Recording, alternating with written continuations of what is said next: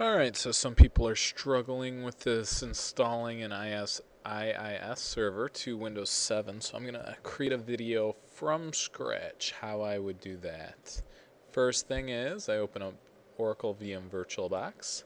Let's create a new one. The first name we want is new Win 7. I think that's what I told you to name it. New Win 7. Yep. 32-bit. Perfect. Let's make this 1024. Next. Create. Next. Next.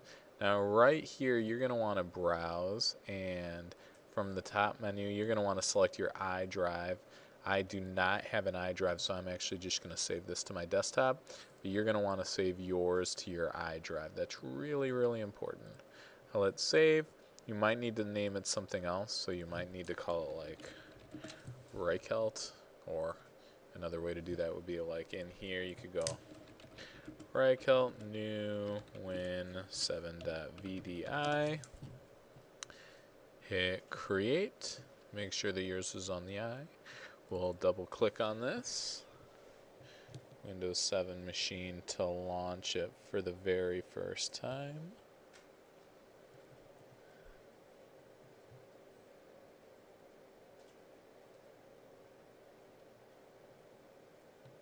It should take a second here. Now we're going to want to browse, so I'll click on that over there to browse. And I want to browse to the share drive. So let's go to the share drive, main west, students, AAT, find A+ computer repair in here. This needs to be Windows 7 Ultimate. Click open and start. I want to go ahead and dismiss this one from ever popping up again, so I'll go ahead and click on that. And now I need to install Windows 7.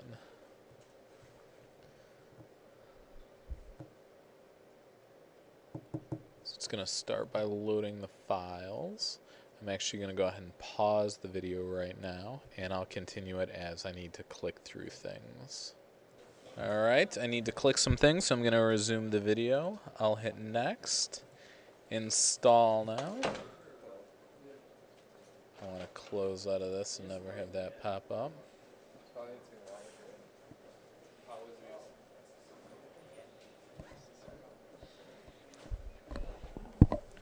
I'm going to go ahead and accept the license terms.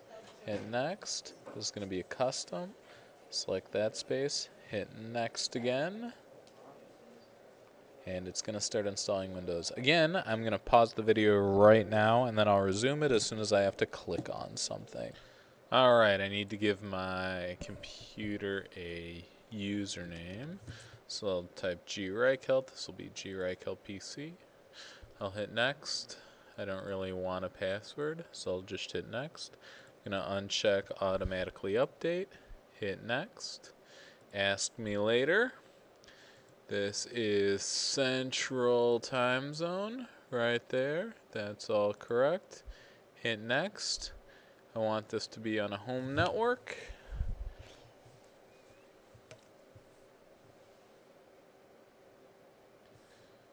Alright. Again, I'm going to pause this, and as soon as I need to click on something, I will resume the video. Alright, my new Windows 7 machine has loaded up properly for the first time. But before I do anything else, I'm actually going to shut this down. So I'm going to go to Start, Shut Down, and I'm going to make a clone of the virtual machine. If you notice in here, I only have one Windows 7 machine, but in order to complete this lab successfully, you're going to need a total of 2 Windows 7 machines. So I'm going to right-click on this. I'm going to hit Clone. I need to reinitialize the MAC address, so I'll check that. Hit Next, do a full clone, and hit Clone. This will take not very long, but maybe like 5 minutes or so. I'm going to go ahead and pause the video again, and as soon as I need to click on something, I will resume the video. Okay, cloning that virtual machine took about 15 minutes. You can see I have that clone right there. I'm going to go ahead and go to the settings of my new Windows 7 machine, not the clone, but the original settings. And I want to change the network adapter to bridged. So I'm going to click on network adapter, change this to bridged. Click OK, and let's go ahead and launch that virtual machine.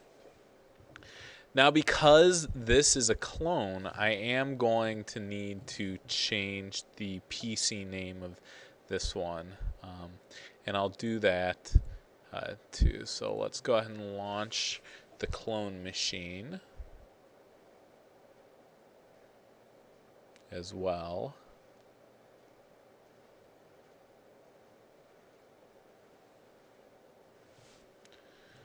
All right. And as these boot up, I'm going to go ahead and pause the video. As soon as they come online, I will resume it. Alright, so both of my virtual machines have successfully launched. You see the new Windows 7, and then I have my new Windows 7 clone. So I'm going to be on the clone to begin with. On the clone, I want to go to the Start menu, right-click on Computer, go to Properties, and I need to change the computer name because the computer name of both of these is the same, and they won't be able to talk to one another because of that.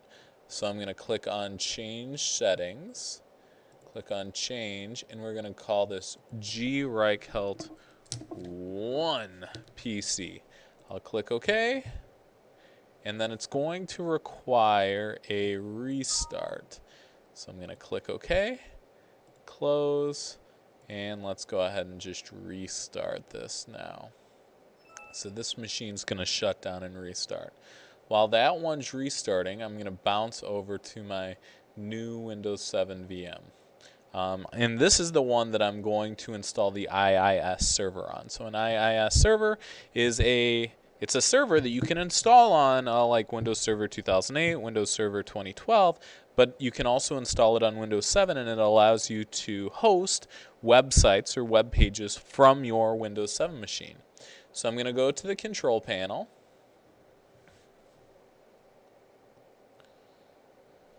And in the control panel, I'm going to click on Programs, and then I want to go to Turn Windows Features on or off.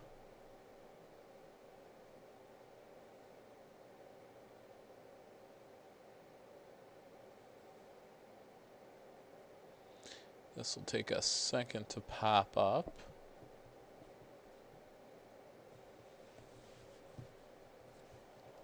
In here, I'm going to want to come down to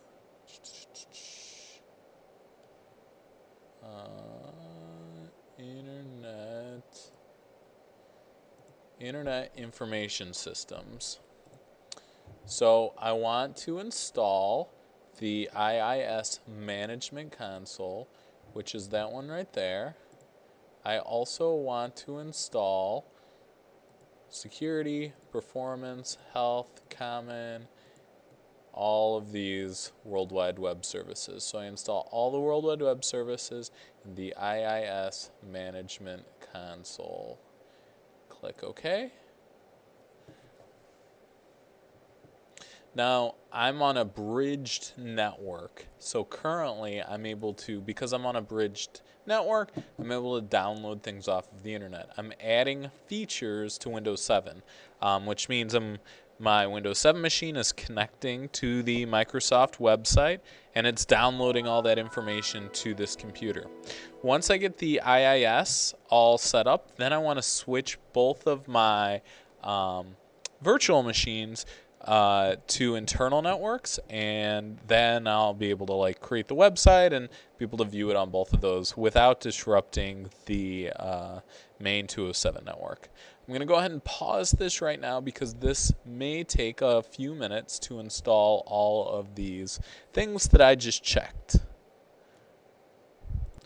Alright, so it looks like I successfully installed all the IIS stuff that I need on this new Windows 7 machine. So I am actually going to go ahead and change the network adapter on this thing now. So I'm going to go to Machine, Settings, Network, and I'm going to change this to an internal network right now because I don't want to mess with the main 207 network now that I've installed the required files that I need. I'll click OK. And you'll notice down there, my network connection goes off, and then it comes back up. I want to also switch my clone to a internal network adapter. So I'll go to Network, Internal Network, and click OK. Once I've switched these both to internal networks, I'm going to need to configure the IP addresses of both of them. So I'm going to right-click on this, open up the Network and Sharing Center, go to Change the Adapter Settings, right-click on the local area connection, go to Properties. Let's do TCP IPv4 properties.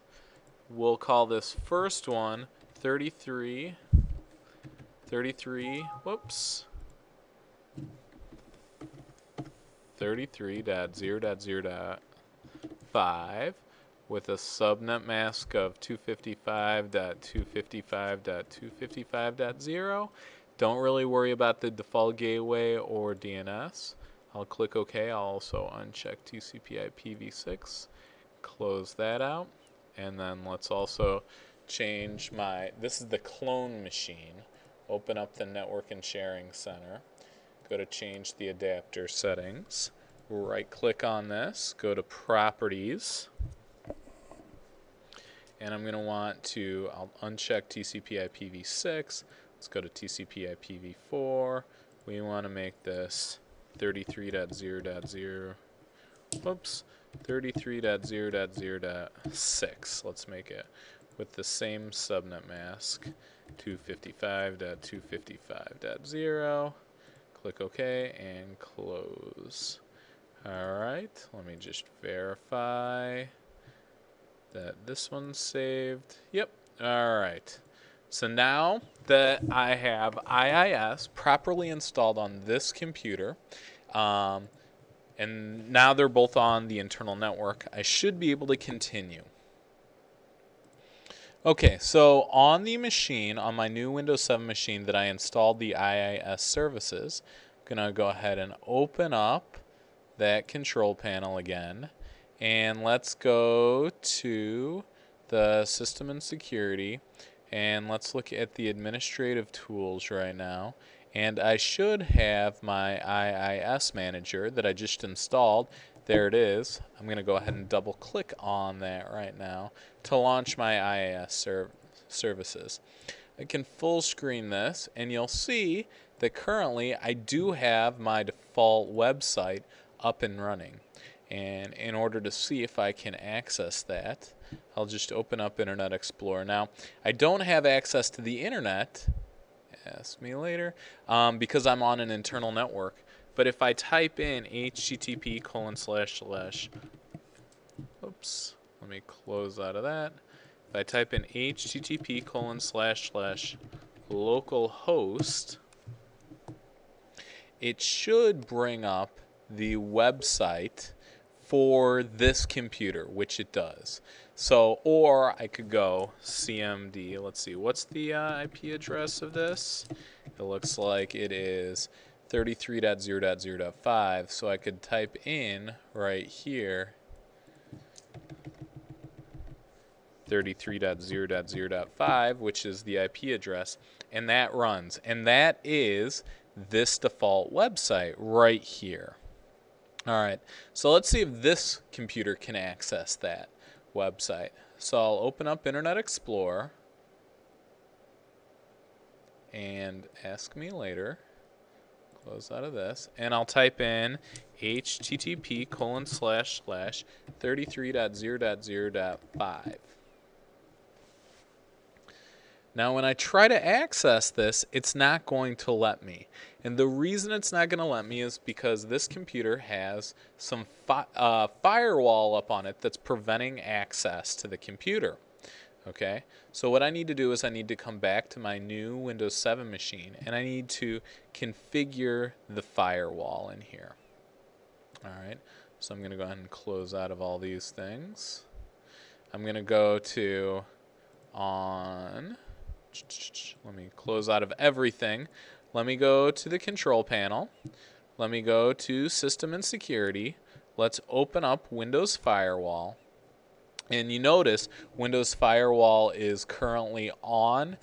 That's what's blocking this computer from accessing it. So I'm going to actually turn Windows Firewall on or off. And I'm going to turn Windows Firewall off. I'm going to click OK. And now Windows Firewall is currently off, which means it's not blocking anyone from the internet or any other computer from accessing this computer. Now I can come back over to this computer, refresh, and it hits that website. Well, this is a great little website, but what if I wanted to make like a, some cool website? So let's close out of this. Let's open up the, go to the control panel. And in here, let's go to our System and Security, Administrative Tools. Let's go to the IIS. And currently, this is our one website that we have right here. I'm going to right click. I'm going to create a new website. I'm going to call it Cool. Now we need to create a physical path to this. So what I'm going to do is just on the desktop or on my computer, under the C drive right here, I'm going to make a new folder called Website and click OK. Whoops. Thought that I named that website. Did I not? Yeah, I did. There we go. Website. So C:/website. The IP address needs to be 33.0.0.5, which is the static IP address of this. I want this to be HTTP. And we're going to go ahead and click OK. All right. So notice I'm going to delete this default website right here. I'm going to go ahead and remove it. And yes. All right. So let's see what happens over here. Well, I refresh and it says, uh-oh, 404, access denied, nothing good happened. The reason for that is because inside of this website, I have nothing. So I need to actually create something for this computer to access. So I'm going to create a new text document, and I'm going to call it index.html. And I'm going to double click on this HTML, and I'm going to type in just a little bit of HTML code. I'll type in HTML, and then in HTML we need to close all of our tags. So I'll do that, and then I'll create a body tag, and then I'll close the body tag.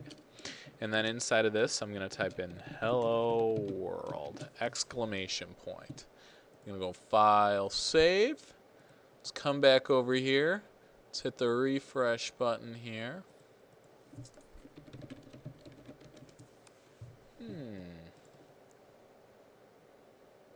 Oh, so this is what happened. I was struggling to be able to access this file, and this is index.html.text, which is not the name that I want.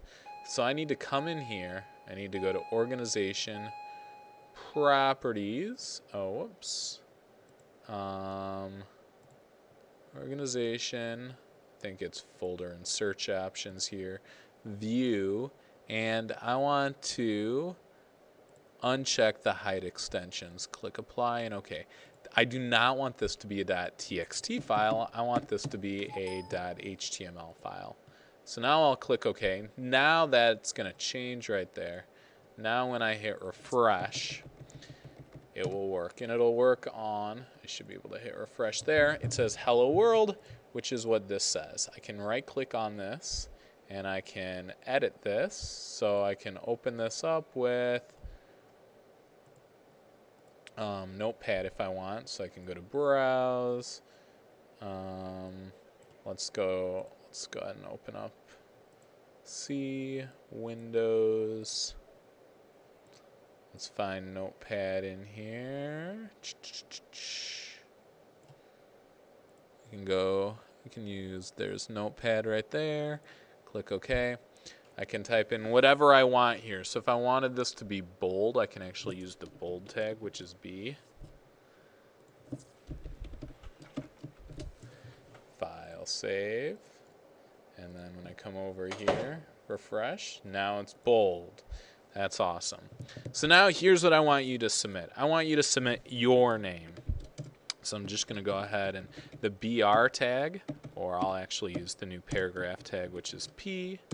And then I'll type in my name, Reichelt. And then I'll close the paragraph, save this, file save, hit refresh, and I see you got my name right there. This is what I want you to do. Take a screenshot of this. So you're going to hit print screen, take a screenshot of this whole thing, just like this. Your Windows 7 machine running the IIS server, running this index.html file, and then this machine that is accessing your web server. Now, if you were at home, you could set this up so that anyone in the world could access your website. Make sure that you type your name right there, not my name. Okay, hopefully this tutorial